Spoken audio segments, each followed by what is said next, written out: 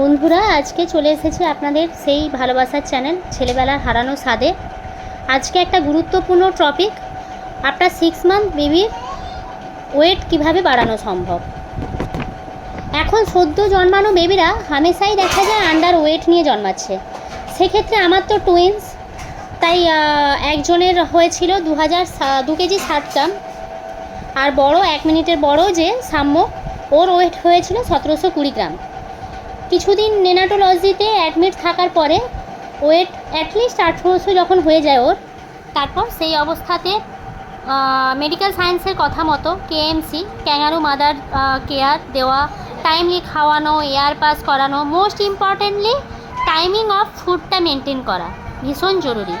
আর তার থেকেও গুরুত্বপূর্ণ, যেটা ভাষায় বলা যায় না, ভালোবাসা। ওর সাথে সময় কাটানো, কথা বলা, ওকে বুকে জড়িয়ে গান শোনানো, দেখবেন ওয়েট অটোমেটিক্যালি গেইন হচ্ছে। তবে 6 মান্থ পর্যন্ত বাচ্চাদের প্রায় সমস্ত বাচ্চারই ওয়েট বাড়তে থাকে।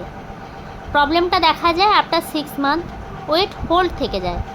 এই সময় থেকে আমরা নতুন যারা মা হয়েছি তাদের কাছে সবথেকে বড় চিন্তার বিষয় বেবিদের কি খাওয়াবো, কতটা খাওয়াবো। তা আমি কিন্তু আমার অলরেডি আগের ভিডিওতে মেনশন করেছি।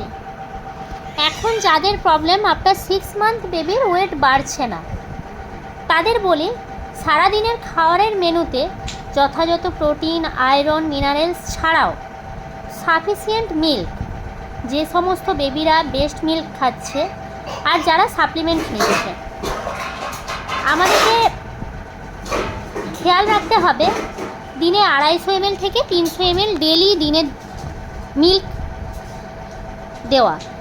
আর খাবারের সাথে বাটার বা ঘি অবশ্যই অ্যাড করুন। রেজাল্ট আপনি নিজেই লক্ষ্য করুন। ওয়েট নিয়ে আপনাকে চিন্তা করতে হবে না। তবে বেবিদের ওয়েট বাড়ার থেকে মোস্ট ইম্পর্ট্যান্ট হলো হেলদি থাকা। চেষ্টা করবেন neuro development monthly wise maintain করার। একটা হেলদি বেবির জন্য এটা ভীষণ গুরুত্বপূর্ণ। সুস্থ থাকুন, ভালো থাকুন।